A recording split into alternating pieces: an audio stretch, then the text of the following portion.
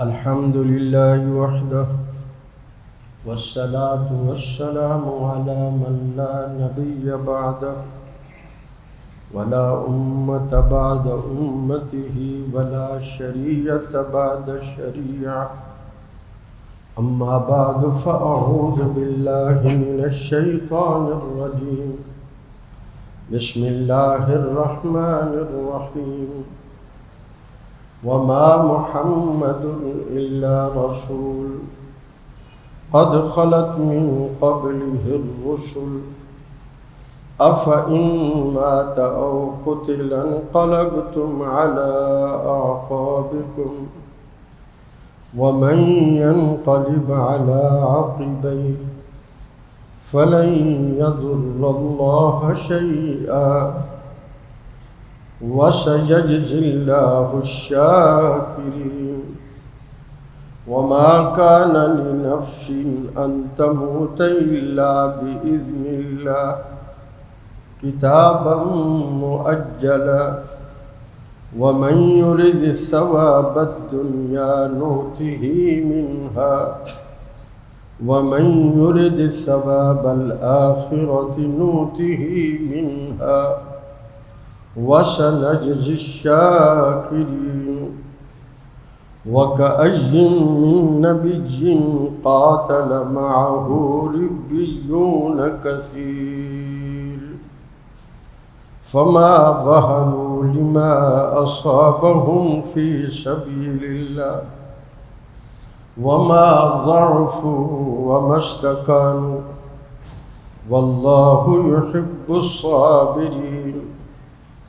وما كان قولهم إلا أن قالوا ربنا اغفر لنا ذنوبنا وإسرافنا في أمرنا وثبت أقدامنا وانصرنا على القوم الكافرين. فآتاهم الله ثواب الدنيا وحسن ثواب الآخرة والله يحب المحسنين. يا أيها الذين آمنوا إن تطيعوا الذين كفروا يردوكم على أعقابكم فتنقلبوا خاسرين. بل الله مولاكم وهو خير الناصرين. وقال الله تبارك وتعالى يا أيها الذين آمنوا إذا لقيتم فئة فاثبتوا واذكروا الله كثيرا لعلكم تفلحون.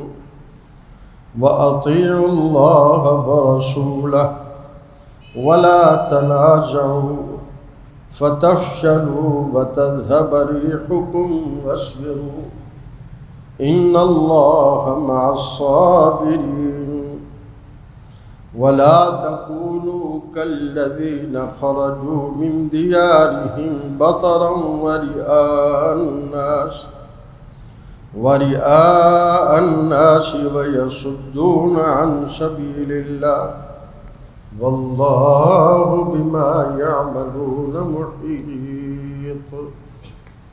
وقال الله تبارك وتعالى فأنزل الله سكينته عليه وأيده بجنود لم تروها وجعل كلمة الذين كفروا السفلى وكلمة الله هي العليا والله عزيز حكيم.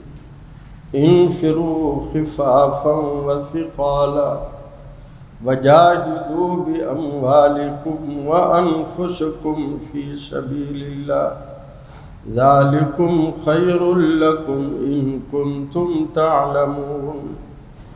وقال النبي صلى الله عليه وسلم إني لوددت أن أقتل في سبيل الله ثم أحيا ثم أقتل ثم أحيا ثم أقتل أو كما قال عليه الصلاة والسلام صدق الله وصدق رسوله النبي الكريم الأمين. دعا ہے الہی ہم میں پھر صدیق سا امام پیدا کر، عمر فاروق سا کوئی جری انسان پیدا کر، رگے تحریف کٹ جائے دم عثمان پیدا کر، علی المرتضی شیر خدا کی آن پیدا کر۔ خالق ارض و سما کا بے حد فضل، احسان اور کرم ہے جنہوں نے سید الایام میں اپنے گھر کی حاضری نصیب فرمائی، اللہ اس کو قبول فرمائی۔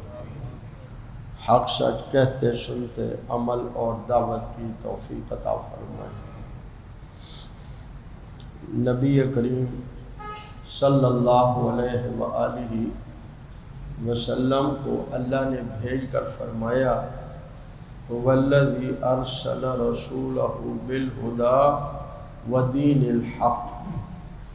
اللہ وہ ہیں جنہوں نے اپنے رسول صلی اللہ علیہ وآلہ وسلم کو ہدایت اور دین حق دے کر بھیجا، لِيُظْهِرَهُ عَلَى الدِّينِ كُلِّهِ، تاکہ اس دین حق کو تمام ادیان پر غالب کر دے۔ لِيُظْهِرَهُ عَلَى الدِّينِ كُلِّهِ، تاکہ تمام ادیان پر اس دین کو غالب کر دے۔ نبی کریم صلی اللہ علیہ وآلہ وسلم نے دین کے غلبے کے لیے مکہ مکرمہ کی دعوتی 13 سالہ زندگی، آپ کو جو نبوت ملی 40 سال کی عمر میں، 53 سال کی عمر تک مکہ مکرمہ میں 13 سال دین کی دعوت کا کام کرتے رہے۔ دین کو جو پھیلایا وہ دعوت کے ذریعے سے، اور میرے حبیب صلی اللہ علیہ وسلم جب ہجرت کر کے مدینہ طیبہ تشریف لے گئے، پھر اللہ تبارک و تعالی نے اجازت دی، اُذِنَ لِلَّذِينَ يُقَاتَلُونَ بِأَنَّهُمْ ظُلِمُوا وَإِنَّ اللَّهَ عَلَى نَصْرِهِمْ لَقَدِيرٌ۔ مظلوموں کو اب اجازت ہے کہ وہ بھی اب ہاتھ اٹھا لیں۔ اُذِنَ لِلَّذِينَ يُقَاتَلُونَ بِأَنَّهُمْ ظُلِمُوا، مظلوموں کو اجازت ہے اب وہ بھی قتال کریں اور یہ نہ دیکھیں تھوڑے ہیں۔ وَإِنَّ اللَّهَ عَلَى نَصْرِهِمْ لَقَدِيرٌ، اللہ ان کی مدد کرنے پر قدرت رکھتے ہیں۔ نبی کریم صلی اللہ علیہ وآلہ وسلم نے اس اذن الہی کے بعد جو اسلام کے دفاع کے لیے پہلا جہاد کیا اسے غزوہ بدر کہتے ہیں، اور یہ غزوہ ہوا بھی رمضان میں۔ 1 سال اور 1 ماہ کفار نے پھر تیاری کی۔ پہلی بار 1000 کے لشکر سے حملہ آور ہوئے، اب کی بار 3000 کے لشکر سے حملہ آور ہوئے۔ 3 باتیں پہلے سمجھ لیں۔ جہاد لوگوں کو اسلام میں داخل کرنے کے لیے نہیں ہے، لوگوں کو اسلام میں داخل کرنے کے لیے دعوت ہے۔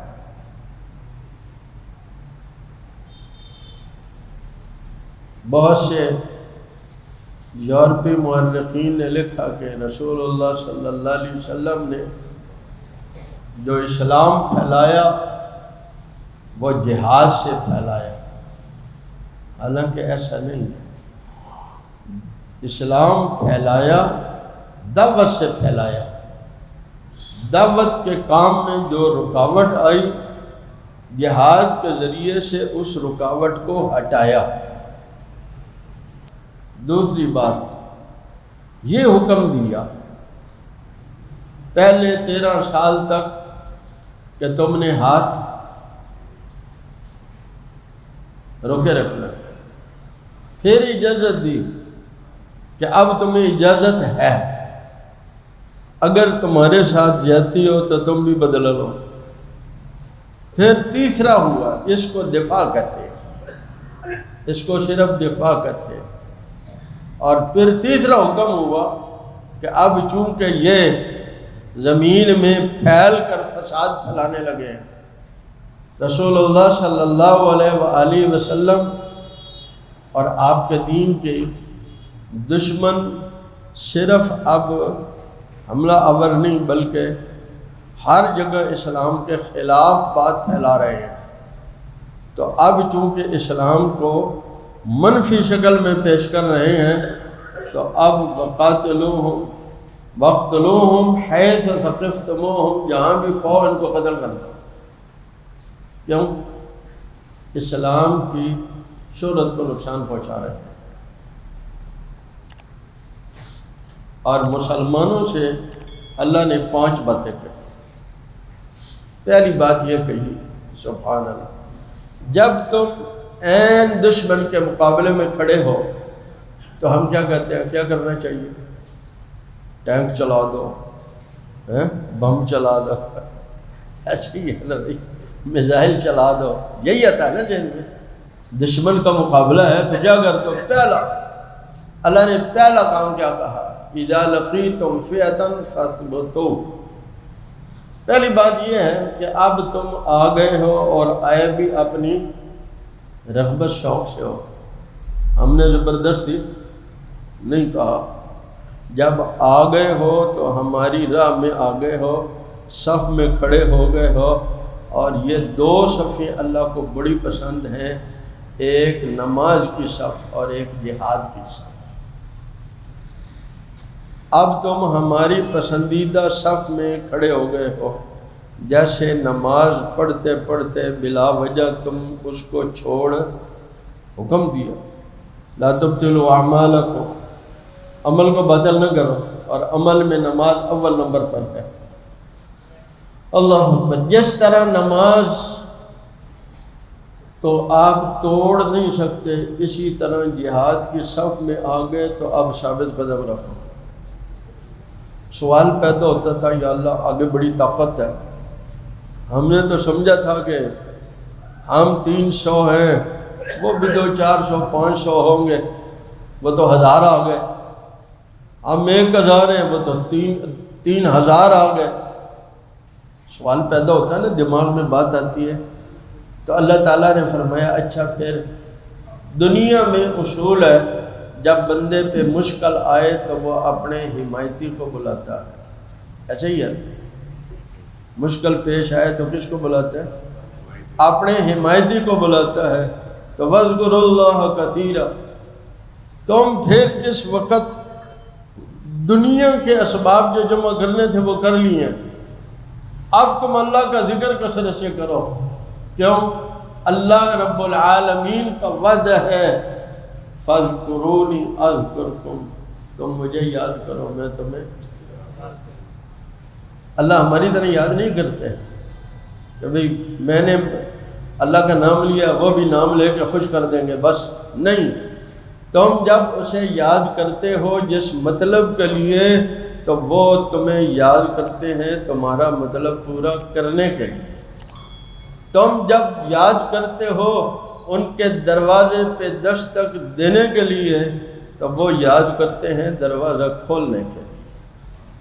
تم جب یاد کرتے ہو ان کو فریاد کے لیے، مدد کے لیے، وہ دروازہ کھولتے ہیں مدد کرنے کے لیے، وہ یاد کرتے ہیں مدد کرنے کے لیے۔ پہلی بات ثابت قدم رہو، دوسری بات فرمائی وَاذْكُرُوا اللَّهَ كَثِيرًا۔ عجیب بات ہے، دشمن کا مقابلہ ہے اور حکم کس چیز کو ہو رہا ہے؟ ذکر کرو کثرت سے۔ ساتھ کیا فرمائے؟ لَعَلَّكُمْ تُفْلِحُونَ، ہم سمجھتے ہیں دشمن پہ زوردار حملے سے ہی کامیابی ہوگی، نہیں، اللہ فرما رہے ہیں یہ سارے اسباب ہیں، کامیابی تو اللہ کے ہاتھ میں ہے۔ تو جس کے ہاتھ میں کامیابی ہے اسے کثرت سے یاد کرو، لعلکم تفلحون، تاکہ تم کامیاب ہو جاؤ۔ تیسری بات نصیحت فرمائی، وَأَطِيعُوا اللَّهَ وَرَسُولَهُ۔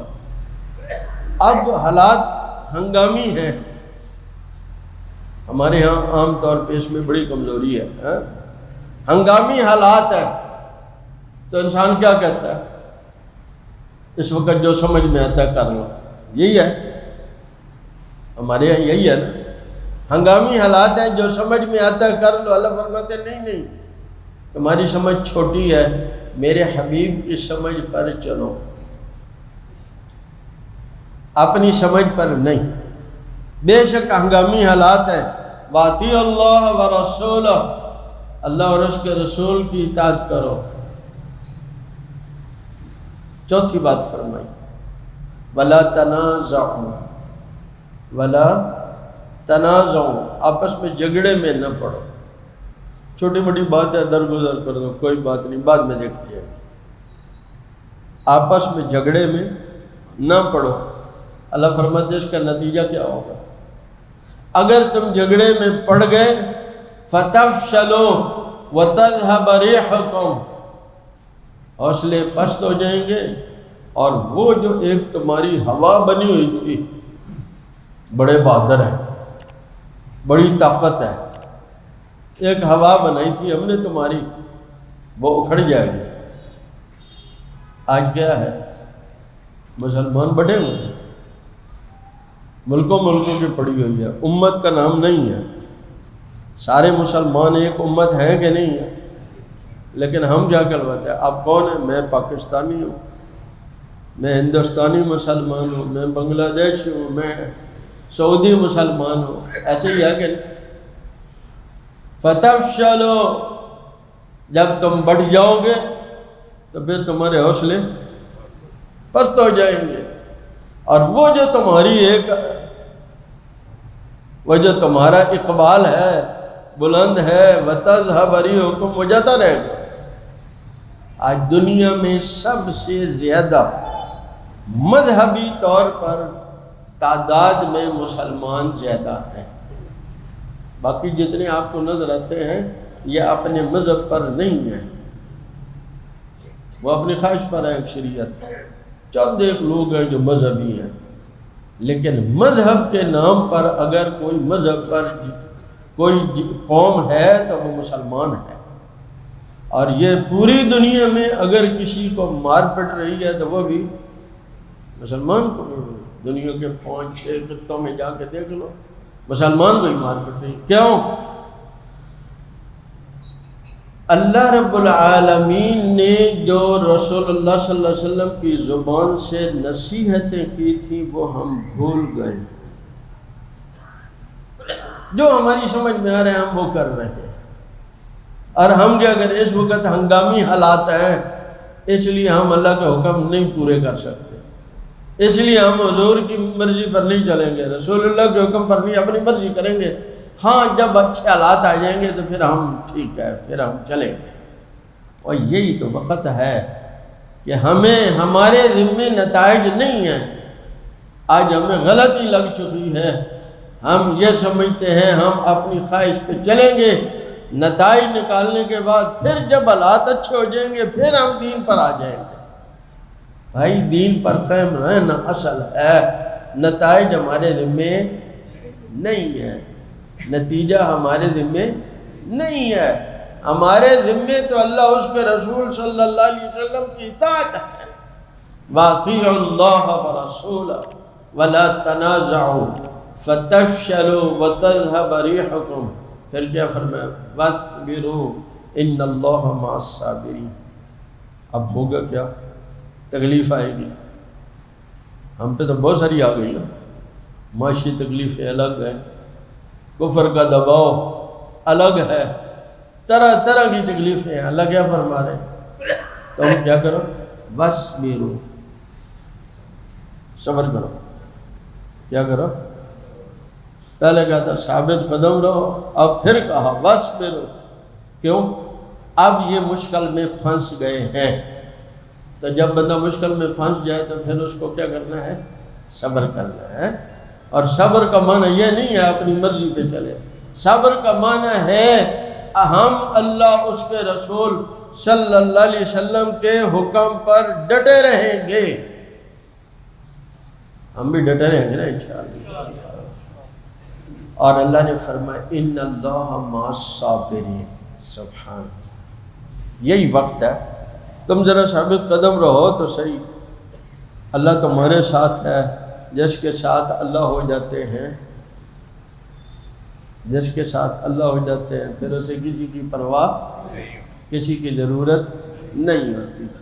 اور پانچویں بات فرمائی، کبھی تمہارے پاس دولت آ جائے، افرادی قوت آ جائے، طاقت آ جائے تو اترانا نہیں ہے۔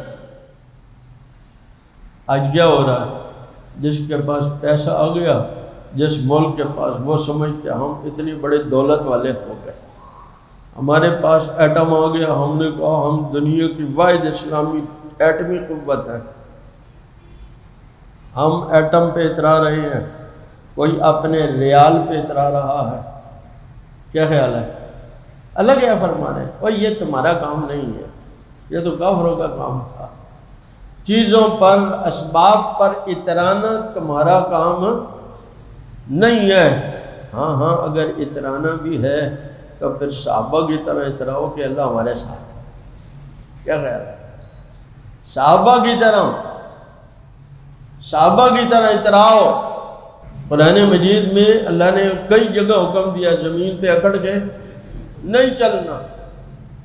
اچھا، آج کافر کہہ رہے ہیں کہ مسلمانوں کو یثرب کے بخار نے مار دیا ہے، یثرب کے بخار نے مار دیا ہے، باتیں کر رہے ہیں تمہاری کمزوری کی۔ اب اللہ کے حبیب نے کہا ذرا اکڑ کے چل کے دکھاؤ۔ کہاں؟ بیت اللہ کا طواف کرتے ہوئے۔ اور یہ تو احترام کی جگہ تھی، اس سے آگے کون سی احترام کی جگہ ہوگی؟ رسول اللہ صلی اللہ علیہ وسلم کی ذات موجود ہے اور بیت اللہ سامنے ہے، یہاں اکڑنا ہے۔ کہا ہاں، جب اللہ کے حبیب کہہ دیں تو پھر اکڑ کے چلنا۔ پھر کیوں؟ ذرا توجہ کریں گے، رسول اللہ کے دل پر قرآن اترتا ہے اور رسول اللہ کے جسم پر قرآن کا عمل اترتا ہے۔ علم لینا ہو تو رسول اللہ کے دل سے ملے گا، عمل لینا ہو تو رسول اللہ کے جسم سے ملے گا۔ جب پیغمبر خود شروع کر رہے ہیں اور صحابہ بھی ساتھ ساتھ یوں ہی اکڑ کے چل رہے ہیں، اکڑ ہوگی تو پھر اس وقت ہوگی جب اللہ کے لیے، اپنی ذات کے لیے نہیں۔ نبی کریم صلی اللہ علیہ وسلم کے پاس ایک بندہ آیا، اس نے پوچھا اللہ کے حبیب، ایک بندہ اپنی بہادری دکھانے کے لیے جہاد کرتا ہے، ایک بندہ دین قومی غیرت کے لیے لڑتا ہے، میں اپنی قوم کے لیے لڑتا ہوں، میری قوم کو شکست نہ ہو جائے، بدنامی نہ ہو جائے، اور ایک بندہ شہرت کے لیے، تو کس کا جہاد ہے؟ میرے حبیب صلی اللہ علیہ وسلم نے فرمایا لِتَكُونَ كَلِمَةُ اللَّهِ هِيَ الْعُلْيَا، جہاد اس کا ہے جو اس لیے لڑ رہا ہے کہ اللہ کا کلمہ بلند ہو جائے۔ ہمارے جہاد اس کے لیے نہیں ہے، اللہ ہمیں اس کے لیے جہاد کی توفیق عطا فرمائے۔ اللہ اکبر۔ 5 نصیحتیں عرض کر دی، یہ سورہ انفال میں 10ویں پارہ کے دوسرا رکوع شروع ہوتا ہے، وہاں ہے 5 نصیحتیں فرما دی، اور ساتھ عرض کر دیا جہاد کس لیے ہے؟ دعوت کے راستے میں جو رکاوٹ ہے اس کو ہٹانے کے لیے ہے، اسلام کے پھیلانے کے لیے نہیں ہے۔ اسلام کے پھیلانے کے لیے کیا ہے؟ دعوت ہے۔ اور یہ نہ سمجھنا دعوت سے کیا ہوتا ہے، دعوت سے کیا ہوتا ہے۔ اگر کوئی کسی ملک کا نمائندہ کسی ملک میں پیغام لے کے جاتا ہے اور اس ملک والے اس بندے کو قید کر لیں یا اس کو ماریں، تو اس کا دفاع کون کرتا ہے؟ پورا ملک کرتا ہے۔ ایسے ہی ہے، پوری حکومت کرتی ہے، پوری مملکت کرتی ہے۔ ایک حضرت عثمان کو کفار نے روک لیا حدیبیہ کے وقت میں، تو پیغمبر علیہ السلام نے صحابہ سے مشورہ لیا، 1500 صحابہ ایک نمائندے کے لیے لڑنے کے لیے تیار ہو گئے، بدلہ لینے کے لیے تیار ہو گئے۔ وہ کوئی پوچھے تم احرام باندھے ہوئے ہو، تم یہاں لڑنے کے لیے آئے نہیں، اسلحہ تمہارے پاس نہیں ہے، لیکن یہ ہے کہ یہ ہمارا نمائندہ تھا، ان کو جرت کیسے ہوئی کہ ہمارے نمائندے کو یہ شہید کر دے، ہم نے ہتھے دیے ہیں پھر بھی ٹکرا جائیں گے۔ تو اگر اللہ کا نمائندہ گیا ہے اور لوگوں نے اسے چھیڑا ہے تو پھر پیچھے کون ہے؟ دائی کے پیچھے کون ہے؟ اللہ تعالیٰ نے حضرت موسیٰ علیہ السلام اور حضرت ہارون علیہ السلام کو جب فرعون کی طرف بھیجا نا، تو کیا فرما؟ آپ جاؤ، اذهبا الى فرعون انه طغى، سرکش ہے، آپ جا کر اس کو دعوت دیں۔ یا اللہ، تو بڑا جابر بادشاہ ہے، خیال آتا ہے نا دل میں، تو وہ تو کسی کو چھوڑتا ہی نہیں ہے۔ تو فرمایا انی معکما اسمع و ارا، میں تمہارے ساتھ ہوں، میں سن بھی رہا ہوں، میں دیکھ بھی رہا ہوں، بھلا کیا کرتا ہے۔ آج دائی کو پتہ نہیں ہے کہ اللہ میرے ساتھ ہے، اور نہ ہم دائی ہیں، ہم تو بھئی تاجر ہیں، ملازم ہیں، کاشتکار ہیں، صنعت کار ہیں، نہیں ہیں تو تاجر نہیں ہیں۔ اور مسلمان ہونا دائی بتانا کہ میں اللہ کے دین کی دعوت دیتا ہوں، اب یہ شرم کی بات ہو گئی۔ مولوی صاحب کیا کرتے ہیں؟ بھائی میں تو نماز پڑھاتا ہوں، قرآن پڑھاتا ہوں، دین کی دعوت دیتا ہوں، یہ بھی کوئی کام کیا ہے؟ حقارت کی نظر سے مسلمان دیکھ رہا ہے اس کام کو جو رسول اللہ صلی اللہ علیہ وسلم نے ساری زندگی کی ہے، ہی حضور نے یہی ہے۔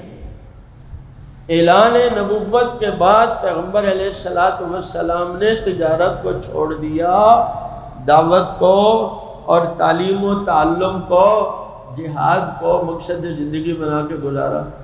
تو آج پڑھنا پڑھانا، دین کا پڑھنا پڑھانا ایک معمولی سی بات رہ گئی ہے۔ کیا خیال ہے؟ حقارت کی نظر سے دیکھ، حضور کا عمل ہے اور دائمی عمل ہے۔ اللہ اکبر۔ تو جب رسول اللہ صلی اللہ علیہ وسلم کے مشن کو مسلمان حقارت کی نظر سے دیکھے گا تو اللہ کی نظر میں اس کی کوئی عزت رہ جائے گی؟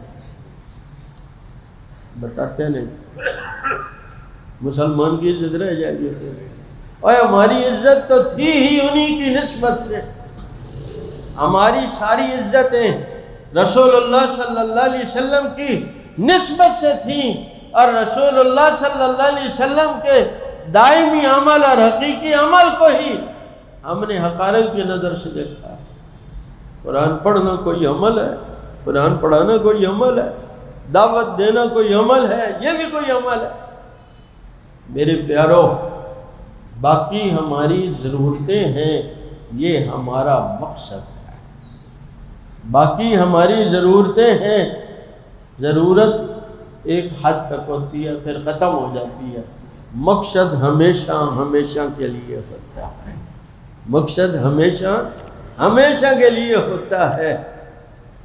یہ ہماری ضرورتیں ہیں کہ ہم تجارت کرتے ہیں، یہ ہماری ضرورت ہے کہ ہم کاشتکاری کرتے ہیں، صنعت کاری، مزدوری، یہ سارے کام ہماری ضرورت ہیں، مقصد نہیں ہے۔ مقصد وہ ہے جو میرے حبیب صلی اللہ علیہ وسلم نے بنایا تھا۔ اللہ ہمیں اس کو مقصد بنانے کی توفیق عطا فرمائے۔ انشاءاللہ بقیہ آئندہ جمعہ۔ وآخر دعوانا الحمدللہ رب العالمین۔